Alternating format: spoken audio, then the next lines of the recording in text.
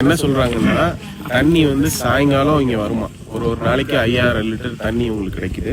கிட்டத்தட்ட 400 பேர் இருக்காங்க இந்த கிராமத்துல. இப்போ வந்து ஆல்மோஸ்ட் ஒரு 11 ஆகுது, பெருசா யாரும் கூட்டமும் இல்லை, தண்ணியும் இல்லை.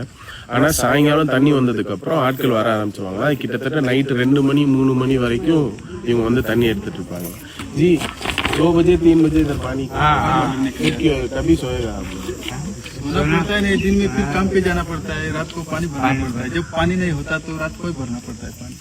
ஸோ புரியுதுல்ல உங்களுக்கு, தண்ணி எடுக்கிறதுக்கு நைட்டு வந்துருவாங்க, பகல்ல வேலைக்கு போயிடுவாங்க. அப்போ இவங்க தூங்குறதுக்கான டைம் எவ்வளோ இருக்கும் அப்படின்னு யோசிச்சுக்கோங்க. அவ்வளோ பிரச்சனையை தான் இங்கே இருக்க மக்கள் பார்த்துட்டு இருக்காங்க. ஒரே ஒரு காரணம், இங்கே தண்ணி இல்லை அப்படின்ட்டு.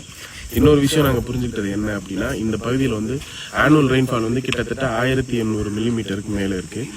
அப்படி இருந்தும் இங்கே தண்ணி சேமிக்க முடியாத சூழல், இங்கே இருக்க டொபோகிராஃபி, இங்கே இருக்க சாயில் கண்டிஷன், இங்கே இருக்க ராக் சர்ஃபேஸ்லாம் காரணமாக இருக்கிறதுனால ஒரு சொட்டு தண்ணி கூட இவங்களால சேவ் பண்ண முடியல. ஒழுங்கா பெய்கிற மழையை சேமிக்கிறதுக்கான வழிவகைகள் நம்ம செஞ்சாலே இங்க இருக்க நிறைய பிரச்சனைகள் நம்மளால சரி பண்ண முடியும் அப்படிங்கிறது நான் இங்க வந்ததுல புரிஞ்சுக்கிட்டேன். நன்றி.